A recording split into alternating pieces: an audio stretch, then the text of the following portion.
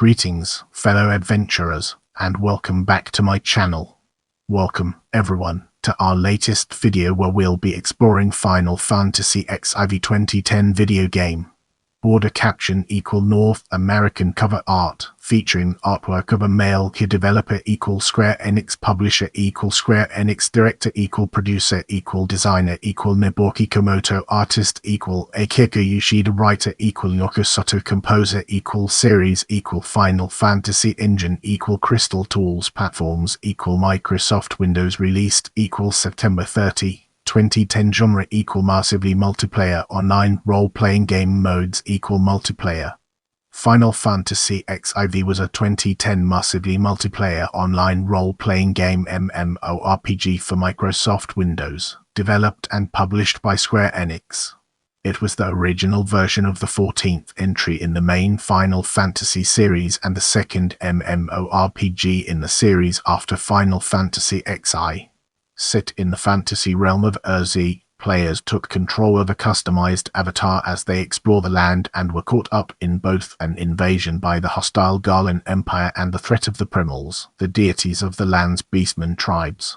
Eventually, they were embroiled in a plot by Garlean Legatus to destroy the primals by bringing one of the planet's moons down on Eorzea.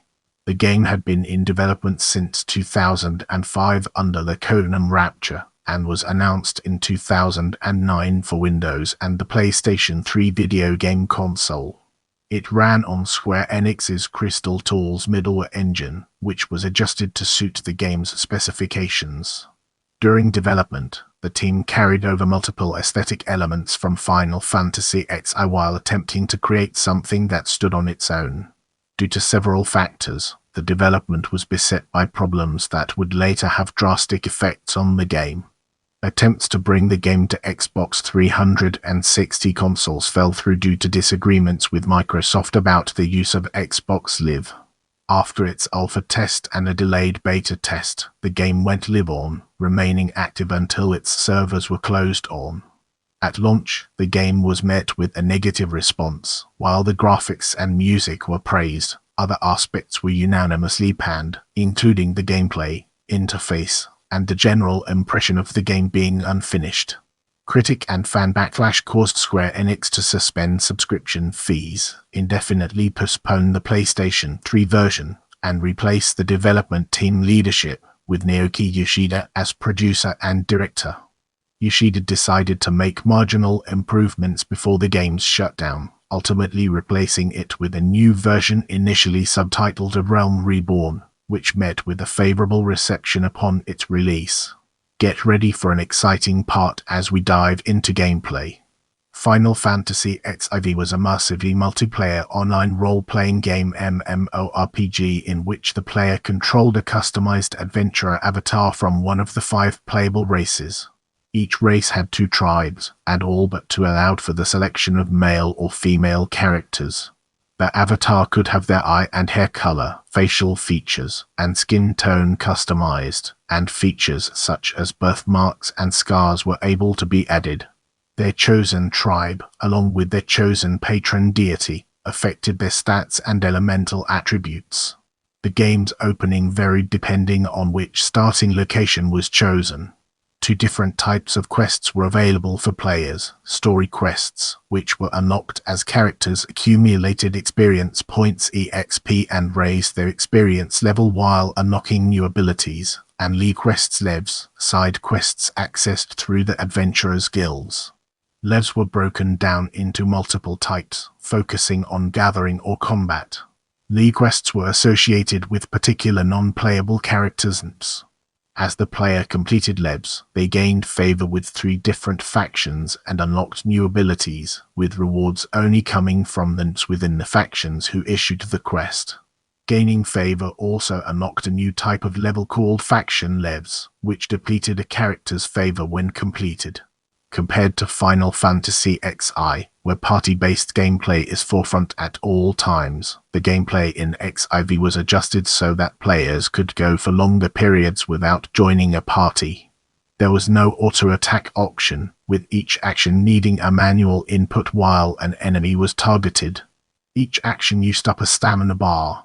Through defeating monsters, crafting items, and completing quests, players accumulated EXP which, when a certain threshold was reached, automatically incremented the player's level. The player's level affected attributes such as HP health hit points, MP magic mana points, and the number of abilities available to them. Under the armory system, a character's equipped weapon or crafting tool determined the player's character class, allowing them to switch roles at will. Some classes were associated with a particular starting point. Classes were divided into 4 disciplines: Disciples of War, Masters of Physical Combat, Disciples of Magic, Practitioners of the Magical Arts, Disciples of the Hand, Crafters and Handymen who synthesized and repaired items, and Disciples of the Land, Gatherers who collected resources from the environment. Certain abilities learned under one class could be equipped and used by other classes. The job system, a post-launch edition built upon the armory system for Disciples of War and Magic. In exchange for restricting the range of equipable abilities from other classes, players gained access to powerful skills, magic, weapons, and armor exclusive to the job corresponding to that class. These jobs, based on the classic Final Fantasy character jobs, were more suited to party-based combat. With the foundation laid, let's embark on a journey into setting and characters. The story of Final Fantasy XIV takes place in a high fantasy setting. The main location is Eorzea, a continent on the larger planet Hydaelyn. This contrasts Final Fantasy XI, which uses one name to refer to the entire world and its regions. Eorzea is broken up into 3 main powers: the forest nation of Gridania, the desert-based Ul'dah Sultanate, and the Thalassocracy of Limsa, Eorzea's dominant maritime power. Other important locations include the scholarly city-state of Garlean and the Garlean Empire, a hostile northern power with highly developed technology. 5 years prior to the start of the game, the Garlean Empire invaded the land of Alamido, but was prevented from conquering Eorzea by the attacks of the ancient dragon Migadsama and his dragon hordes. In response to the Empire's threat, the 3 nations of Eorzea reformed the Grand Companies, comprehensive centers of command which combine the city's military and economic assets. The Grand Companies attracted people from all walks of life, who take up the mantle of adventurers. The player character is a customizable adventurer avatar taken from the 5 main races of Eorzea. The playable races are the human-like, the elf-like, the physically imposing, the diminutive, and the feline. Playable Rogadin and Miqote are gender-locked to male and female respectively. Aside from these races are the beastmen, tribes who worship ancient gods called the primals, which require aether-rich crystals and whose presence damages the planet. In the upcoming section, we'll be shining a light on plot. Beginning in one of Eorzea's 3 main states, the player character awakens to the Echo, a power granting them the ability to see the past. The adventurers are initially involved in both conflicts within the nations provoked by the Garlean presence, led by the Garlean Legatus Gaius Van Baelsa, and the Beastmen's attempts to hoard crystals and summon their primals. Eventually, a greater threat is brought to the attention of the nations by the Garlean scholar Laosoix Levila. Another Garlean Legatus named Nael Van Darnis is using arcane magic and technology to summon Dalamud, the planet's 2nd moon, down on Eorzea to purge the beastmen and primals whom the Garlands hate as violent pagans. With the aid of Garlean defector Sidnan Garland, the adventurers discover that Nael has set up a beacon for summoning Dalamud in the new fortress of Castrum Novum. While each nation makes individual attempts to storm the fortress, they are repelled. Faced with this, their leaders form a pact and unite the nations under the banner of the Eorzea Alliance. Now united, the nations, aided by adventurers, successfully storm Castrum Novum and destroy the beacon. Nael, instantly committed to her plan, makes herself into a 2nd beacon. Though she is defeated by the adventurers, Dalamud has descended too far for it to return into orbit, so Laosoix proposes a final desperate plan to summon the 12, Eorzea's guardian deities, and return Dalamud into orbit. The adventurers pray to altars dedicated to the 12 across the land, then rally with the armies of the Eorzea alliance to fight Nail's legion on the Cartina Flats, the predicted impact site of Dalamud. In the midst of the battle, Dalamud disintegrates and reveals itself to have been a prison for their elder primal Bahamut. Enraged after his imprisonment, Bahamut begins laying waste to Eorzea. After the attempt to summon the 12 fails, Lausix uses the last of his power to send the adventurers into a time rift, separating them from the flow of time so they can return when Eorzea has recovered. Now, let's delve into the intricacies of development and explore its various aspects. Planning for Final Fantasy XIV began in 2005, 4 years prior to its official announcement. At the time, it was codenamed. While it had been decided within the company that MMORPGs would be mainline entries rather than spin-offs, the team was worried that the final product would be too radical for the main numbered series. The main staff included multiple developers who had worked on previous entries in the Final Fantasy series. Producer Hiromi Tanaka had acted as the original producer for Final Fantasy XI and been involved in multiple early Final Fantasy games. Director Nobuaki Komoto was a director for XI and had been among the staff of Final Fantasy IX. Writer Yaeko Sato had been the main scenario writer for XI, and Akihiko Yoshida had previously also been art director for Vagrant Story and Final Fantasy XII. The game's logo and some other artwork was designed by Yoshida Komoto. The game's story, primarily written by Sato, was based on a central narrative complemented by side stories.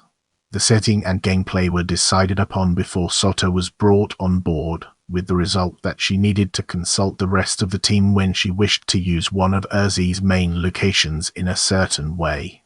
The story's main conflict was to be among the 5 main races of Eorzea and the beastmen, with the Garlean Empire acting as a third force. The placement of the Garlean Empire to the northeast of Eorzea was not meant to simulate a real-world location but naturally ended up there as the map of Hydaelyn was being created. The game's logo, designed by Amono, was designed around the importance of weapons and the concept of a wheel. The wheel in question was a wheel of adventurers, arranged so their backs were exposed and they needed to rely on their comrades and friends for support. For his work as art director, Yoshida needed to adjust from working on a single static project to creating artwork assets for a game that would be updated and expanded. While the game world was created around a high fantasy aesthetic, it was meant to be realistic and encourage exploration. At the beginning of development, the team created a detailed profile of Hydaelyn, including its relationship with other planets, ecosystems, climate, and geography. This was done to promote a sense of realism. Alongside creating a seamless travel experience for players, careful work was put into the topography and varied lighting of environments so they would not seem repetitive. After the environment was created, the architectural, cultural, and religious elements of the world were incorporated into the environment. City and machine designs mixed metallic and natural materials to create a combined sense of wonder and familiarity for players. The game's 5 playable races were directly based on the 5 initial races from Final Fantasy XI, with design adjustments to reflect the new setting. The developers also created 2 different tribes, as opposed to the single tribe setup present in XI.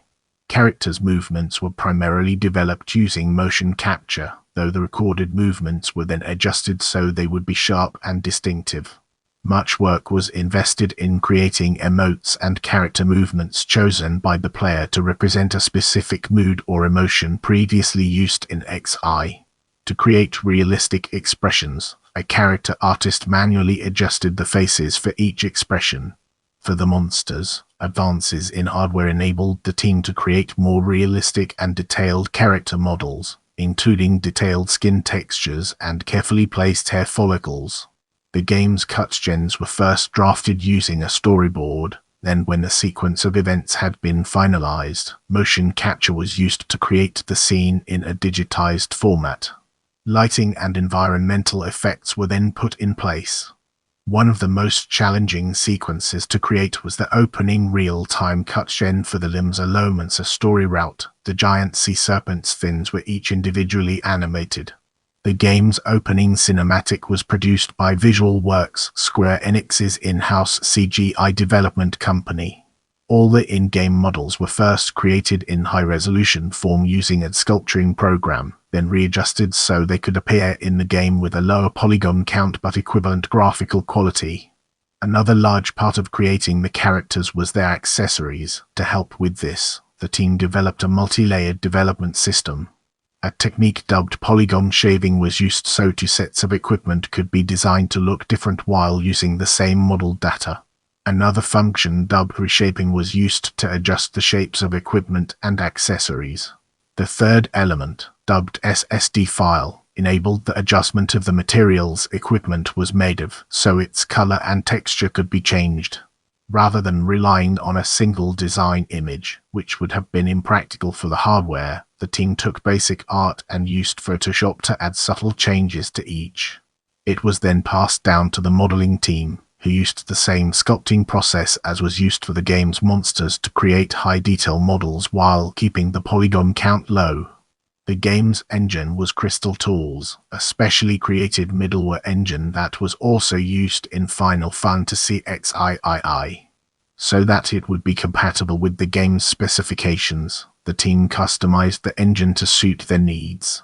In the end, the game's chosen engine proved unsuitable to the needs of the game, rendering its internal structure broken. The game's development ended up being beset with multiple problems. According to a later post-mortem, the team developing the game had an unhealthy obsession with graphical quality over gameplay content that led to other parts of the game being neglected, reinforced by the company's then outdated development methods. A cited example of the focus on graphics was a flower pot, which had as many polygons and lines of shader code as a player character. This high graphical quality meant that compromises needed to be made. For example, the number of players present on screen at any one time needed to be limited to 20, undermining the large-scale communal appeal of MMORPGs. This issue also impacted the game's environments. To save on memory space while preserving seamless travel, the team needed to reuse environmental features and textures on a regular basis. Another problem was that the team lacked experience in developing MMORPGs, a problem that had also beset Final Fantasy XI, but had been successfully overcome. With this in mind, the team was still using the development mindset used during the 6th console generation, which could not hold up under the increased staff and resource needs for 7th generation development. A third major reason was the company's belief that the game's problems could be patched after the initial launch, compounded by the lack of an overall plan for how to deal with them. Brace yourself for a deep dive into music as we explore its impact and relevance in our evolving narrative. The music for Final Fantasy XIV was composed by Nobuo Uematsu, a regular contributor to the music of the Final Fantasy series. Originally contracted to create the ending theme for XIII, Uematsu accepted the request by the XIV team to work on the game, leaving Weir's theme song to be composed by Masashi Hamauzu. Having only contributed a few tunes to Final Fantasy XIV was Uematsu's first full-time work on an MMORPG. Despite this, he was treated as he would be on any other project and had considerable creative freedom as the team's vision for the game had not been finalized. For the battle themes, he used a mix of orchestral and rock pieces. He worked on XIV at the same time as working on The Last Story, a video game from original Final Fantasy creator Hironobu Sakaguchi. During the time XIV was active after the initial release, other composers, including Masayoshi Soken, Nashi Mizuta, Tsuyoshi Sekito, and Rie Yamazaki, contributed to the score. Soken acted as the game's sound director and would take over as the main composer for its relaunch. The game's theme song, Answers, was composed by Uematsu and sung by Susan Calloway, who was specially chosen by Uematsu after hearing her rendition of previous Final Fantasy theme songs. Multiple albums featuring music from XIV have been released. 2 mini-albums, Final Fantasy XIV, Battle tracks and Final Fantasy XIV field tracks were released on September 29, 2010. A full album, Final Fantasy XIV Earth and Frontiers, was released on September 1, 2012 as both a single album and 3 mini-albums. A Blu-ray album featuring all music from the original version of XIV, Before Meteor, Final Fantasy XIV Original Soundtrack, was released on August 14, 2013, 2 weeks prior to its relaunch.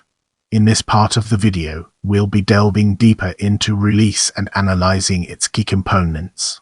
XIV was first hinted at the 2005 Electronic Entertainment Expo when Square Enix announced that they were developing a new MMORPG, showing it off using a tech demo. The demo included aesthetic elements similar to XI, such as races from Manadil. In 2006, rumors emerged that Square Enix was developing a direct sequel to Final Fantasy XI, but further details remained unknown. During the next few years, contradictory reports were issued as to what platforms the game was being developed for. The platforms listed varied from the game being an Xbox 360 exclusive, to being for PlayStation platforms, to being for Xbox 360, PlayStation 3 and Windows platforms. XIV was officially announced at E2009 for PS, then for Windows. After its official reveal for those platforms, it was stated that a port to Microsoft hardware was under consideration. Despite negotiation with Microsoft concerning an Xbox 360 version of the game, the two companies were unable to agree upon the use of Xbox Live, as Square Enix wanted a shared server across all platforms and Microsoft would not give them the full access necessary to implement this. Because of this disagreement and the consequent extra manpower needed to develop a version separate from the other two platforms, development on the Xbox 360 version was stopped. According to Yuichi Wada, then CEO of Square Enix, XIV was being planned as a serious rival to the successful Western MMORPG World of Warcraft. The game was developed primarily for Windows and was then planned to be ported across to PS. XIV was originally scheduled for simultaneous release on Windows and PS in 2010, but the PS version was delayed. This was explained as due to it taking longer than expected to make the adjustments needed so the game could fit within the console's limited memory. The game did not use the Play and Learn service used for XI. This was explained as being due to the marked decrease of content on the service. Instead, they would migrate to a new service that still allowed cross-platform gameplay, including the use of a universal Square Enix ID that would allow players to play from wherever they left off. In October 2009, the game's beta release was announced as being only for Windows. First print runs of the PS version of Final Fantasy XII contained a bonus code for the PS version of XIV for a special in-game item. Due to earlier recurring issues with mistranslations related to news updates, the team decided not to implement forums in the original release, instead hearing player feedback through fan sites and unofficial forums. Also because of mistranslation fears, dedicated teams in each of the game's release regions would gather feedback and transmit it to the development team. The game's first closed alpha test began on March 11, 2010. It was available only to veteran players from XI. During alpha testing, the team used player feedback to find out key problems with the game, such as limitations on graphical adjustments making the game run at a slow frame rate. The open beta test was originally scheduled to begin on August 31 but was indefinitely postponed due to the discovery of critical bugs in the game. The beta test eventually went live on September 2, running until the game's release later that month. It was later stated that more time should have been given to fixing bugs during the beta period. The game was released on September 30, 6 months prior to the PS version's original projected release date of March 2011. A collector's edition was released on September 22, allowing owners to log into the game from that date. The collector's edition, which was decorated with artwork from Mono and Yoshida, came with bonus items including a DVD featuring a behind-the-scenes documentary, a security token, a case for the game's box, and a decorated tumbler. The game was released with text in Japanese, English, French, and German, while the spoken dialogue in cutscenes was English in all versions. Now, let's shift our focus to reception and embark on an intellectual exploration of its various dimensions. During its debut week in Japan, the collector's edition reached in the PC games charts behind Civilization V and ahead of StarCraft II: Wings of Liberty. In the UK charts, the game debuted at behind multiple other games including 2010, Halo, Reach, Civilization V, and Prince of Persia: The Forgotten Sands. By November 2010, the game had sold 603,000 copies worldwide. The game received generally unfavorable reviews at release, garnering a score by aggregate site Metacritic. Computer and Video Games said Eorzea is a beautiful world with huge potential for vast adventures, but it's just a shame that this first voyage into it is such a misstep. Occam said that playing Final Fantasy XIV is like playing with a toy stuck in a plastic bag. It can be fun for a while and you can get the general idea, but you can't appreciate the full experience, stating that future updates would likely rectify this issue. IGN said that much of the promise of the combat system and depth of the crafting mechanics are drowned, unfortunately, under a sea of interface and performance issues that hinder the experience at nearly every step, further stating that while patches might improve the experience, its state at the time of the review made it not a world worth visiting. GameSpot, in addition to warning players away from the game, said that Final Fantasy XIV is a notable entry to the genre but only for what it lacks. Gamma Trailers was particularly critical, saying that it had been released before it was finished, calling it broken, incomplete mess. PC Gamer called the game a shallow, slow, grind-heavy MMO crippled by a horrible interface and nonsensical player limitations. GameSpy was again highly critical, saying that barring a complete overhaul of the user interface, the combat, the player interaction mechanics, the progress system, and of the layout of the world itself, Final Fantasy XIV is unlikely to ever be fun. Eurogamer said that while the game would appeal to some players, they advised them to wait another 6 months before even thinking about Final Fantasy XIV, because Square Enix hasn't yet got its head around its own players. Critics agreed that the game's graphics were good and enjoyed Uematsu's score, with several praising the concepts behind the job and leveling systems. Alongside this, unanimous criticism was laid against the gameplay pace, its convoluted interface, bugs and glitches, and the slow pace of the story.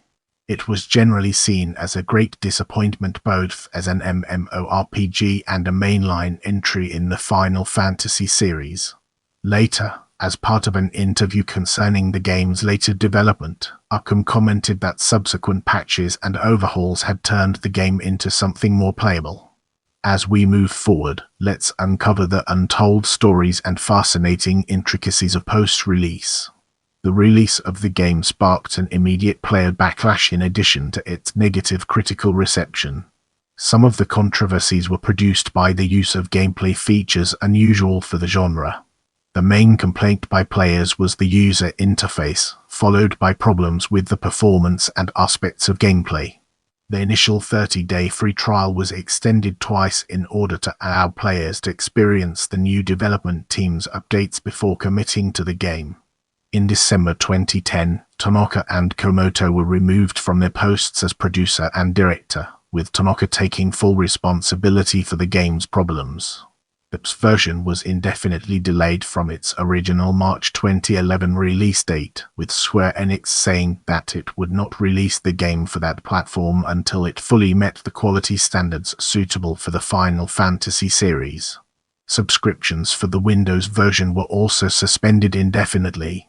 The position of producer and director was taken over by Naoki Yoshida, a staff member at Square Enix who had previously worked on the Dragon Quest series. Among these were other staff changes. Komoto was reassigned to become lead game designer, Akihiko Yoshida became lead scenario concept artist, Hiroshi Taki was appointed as lead artist, and Akihiko Matsui became lead combat system designer. Yoshida's main priority was to make the game a playable experience after the poor launch and subsequent reaction. Through subsequent patches to the game, multiple graphical and gameplay improvements were made, among the most notable being the addition of a job system, personal chocobos, a revamped battle system, greater customization options for gear, and multiple new dungeons and bosses. Yoshida also introduced the official Final Fantasy XIV forums in order to obtain player feedback and suggestions, and stated that interacting with and growing closer to the community would be a high priority. During this period, XIV and XI were taken offline to help with energy conservation in the aftermath of the earthquake and tsunami in 2011. They went back online 1 week later as other means were found to reduce their energy usage that did not involve their online services. The developers also received messages from Japanese players that they were using the game to communicate with their friends and relatives while landline and cell service were still unavailable. Due to the earthquake, a planned and partially developed boss battle with the Primal Titan was cut and replaced by another battle. The team felt that players might be offended by the Primal and Associate Beast Tribe's links with the power of Earth in this context. They created a fight against Good King Mogulmig instead by repurposing existing character models for Mughals and modifying a Mughal theme song that Uematsu had already composed. The team could not fully mend the game in its existing form as its engine and server structure were already critically flawed. This meant that in order to save XIV, the entire game needed to be rebuilt from the ground up. The decision to launch a new version as a reboot instead of a whole new title was driven by the need to regain player trust, which was felt would not be done by just scrapping XIV. The original story plan for XIV was changed to build up towards the end of the original game's life, with new boss battles being introduced leading up to the final storyline. The 7th Umbral Era storyline was used as a story-based reason for the radical changes coming to the game and its landscape. Yoshida came up with the idea to use a world-ending event after seeing a television program about the 2012 Doomsday Prophecy, attributed to the Mayan calendar. In the run-up to this, reduced subscription fees were reintroduced with special bonuses included for the eventual reboot of the game, and major server merges were carried out to ease the transition between versions of the game, a move which initially provoked a negative reaction from players. The final revision of the game was put out on November 1, 2012. After a final in-game battle where all XIV players were invited, the servers were closed down on November 11. Now, let's shift our perspective and explore Legacy from a different angle. The flawed release and poor reception of the game had a heavy impact on Square Enix, citing XIV among other reasons. The company reduced its projected income for the year by 90%. At the 2011 Tokyo Game Show, WADA issued an official apology for the quality of the game, saying that the Final Fantasy brand been greatly damaged. The company and development team eventually decided to scrap the current version of XIV, rebuilding it from the ground up. This rebooted version, initially titled Final Fantasy XIV-2, began development in April of the same year. The rebooted version was released in 2013 with the subtitle A Realm Reborn, and has been positively received by critics and players, reaching a registered player base of more than 22 million players by April 2021. Yoshida, commenting in a later interview, said that A Realm Reborn was just the first part of regaining player trust after the release of XIV, predicting that the process would take a long time. In a 2019 interview with Easy Allies, Yoshida joked that the idea of a Legacy XIV-1 server in the vein of World of Warcraft Classic would be a nightmare. Remember, knowledge is power. Keep learning, growing, and exploring.